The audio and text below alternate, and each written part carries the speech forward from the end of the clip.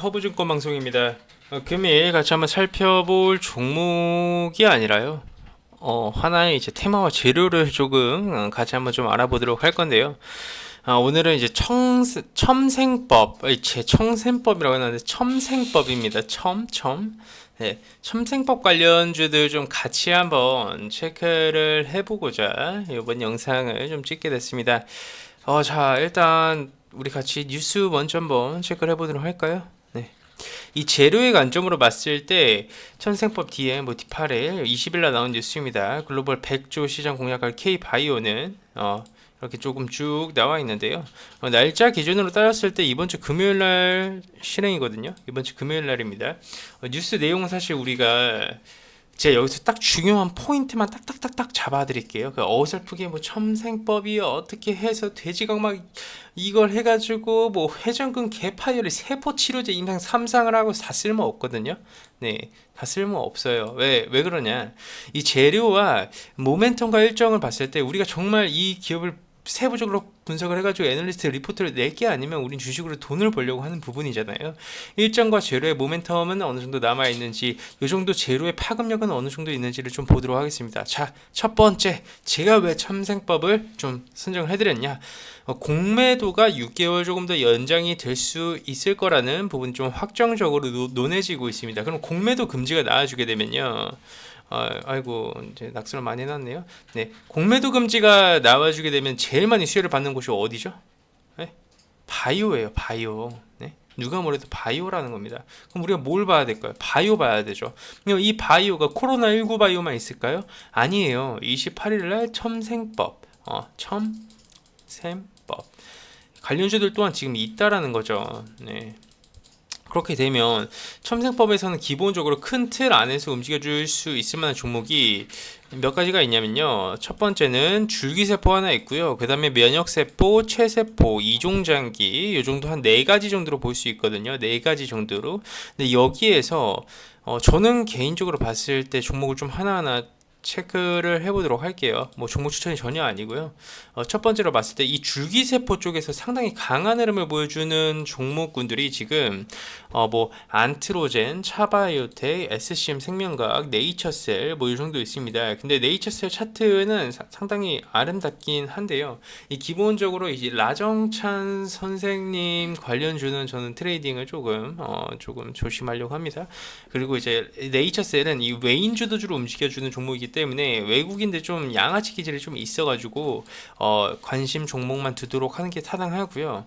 기본적으로 오늘 대장으로 움직여준 종목은 뭐다? 차바이오텍입니다. 근데 차바이오텍 또한 대단히 유명한 종목이에요. 왜냐하면 요거 찌라시로 상한가 만들고 나서 개파락 두들겨 낸 종목이 바로 차바이오텍이거든요. 이런 거 쉽게 이루어지지 못합니다. 요거.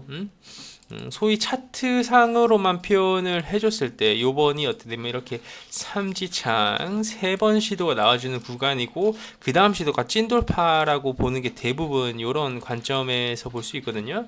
근데 이 첨생법 모멘텀으로 이 26,650원을 넘겨준다라는 건 사실 어느 정도 오버페이스가 있어요. 왜? 첨생법은 여태까지 많이 논해져 왔고요. 이슈와 모멘텀으로 접근해 볼 수도 있지만 그 단기 시세 분출은 줄 수 있어도 대시세를 분출을 해주기는 어려운 모멘텀이라고 조금 보고 있습니다. 그렇게 재료의 크기가 큰 모멘텀까지는 아니다 라고 좀 이해를 해줄 수 있는데 공매도 완화 뭐 이슈도 있고 공매도 이제 연장 이슈도 있고 그러다 보니까 관심 있게는 봐야 되죠. 그렇기 때문에 이 첨생법에서 줄기세포 쪽을 보시려면 개인적으로 안트로젠도 조금 무겁다고 보고 있고요. 요 SCM 생명과학 신규 상장주여서 얼마 되지가 않는데 유통 물량이 상대적으로 호가창이 얇아요. 호가창이 얇아가지고 조금 트레이딩하기 어려움이 없지 않아 있긴 한데 그래도 모멘텀 받아서 올라가주면 뭐 추가적인 상승 여력도 충분히 있다 판단이 되니까 SCM 생명과학하고 뭐 차바이오텍 정도가 충분히 조금 매력이 있는 종목군들이지 않을까라고 좀 판단이 되고 있고요. 이 면역세포 쪽은 사실 좀 애매해요. 이 녹십자 랩셀이 갭상승하고 죽는 모습을 보여줬는데 녹십자가 지금 뭐 트럼프의 발언으로 인해서 어느 정도 이슈가 오늘 오전에 부각화가 됐죠. 그래서 녹십자도 갭상승 나와주고 죽는 모습을 똑같이 녹십자 랩셀이 같이 죽어주는 모습입니다. 즉 이게 뭔 말이냐? 얘는 첨생법 이슈로 움직여주지 않고요. 이 녹십자 따라 움직여 준다라고 보시면 됩니다. 그렇기 때문에 녹십자 랩셀하고 녹십자 같은 경우에는 좀 관심 종목 리스트에서 배제를 시키는 게 타당하다고 판단이 되고 있고요.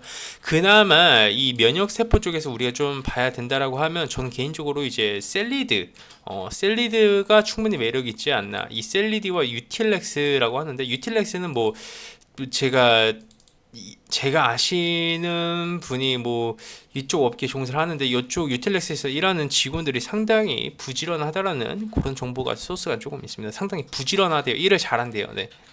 다른 내부 소스 없고요. 네, 일을 잘한다. 그 정도까지만 좀 이해를 해주시면 될 것 같은데 유틸렉스도 충분히 뭐 차트상으로 봤을 때도 매력 있는 가격대에서 움직여주고 있어요. 충분히 매력 있는 가격대에서 바닥 다지고 이렇게 올라가주는 패턴이기 때문에 상당히 매력이 있다라고 판단이 되고 있는데 수급 체크 한번 해볼까요? 수급은 별로네요. 네. 수급은 별로고요. 셀리드 한번 보시면 셀리드는 상당히 어렵습니다. 셀리드는 이게 상당히 왜 어렵냐면요.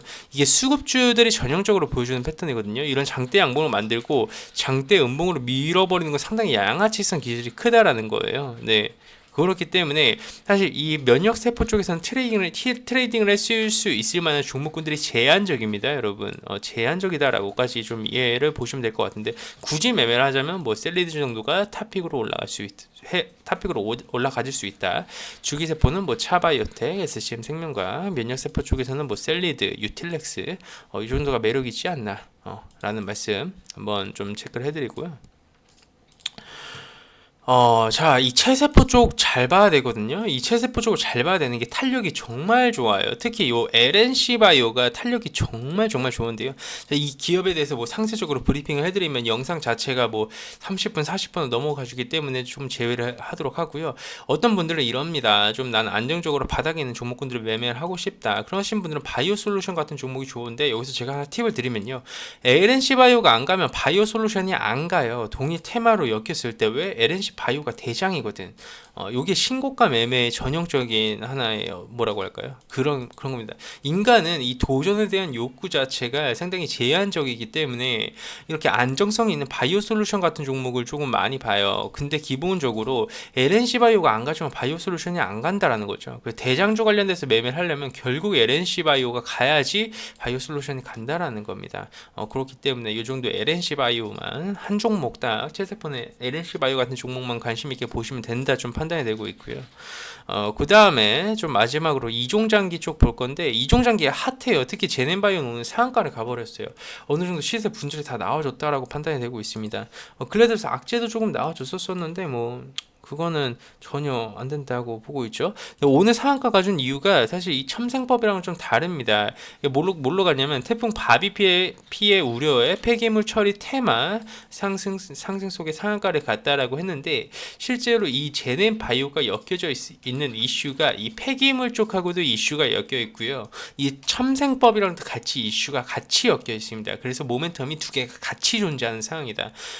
이 태풍이 지나가고 나서 다시 한 번 더 이중장기 쪽으로 엮여서 올라갈 수 있는 가능성도 높다라는 거죠. 근데 이제 어떻게 보면 이 옵티팜 있지 않습니까? 옵티팜이 전형적인 요 이중장기 관련주 중에서 대장이에요. 대장이라고 보기보다는 인식 자체가 이종장기는 옵티팜이구나. 그런 인식이 시장에서 좀 팽배하거든요. 내가 전통 뭐 이종장기 관련주를 하고 싶다. 그렇게 되면 옵티팜을 트레이딩을 하는 전략도 충분히 타당하거든요.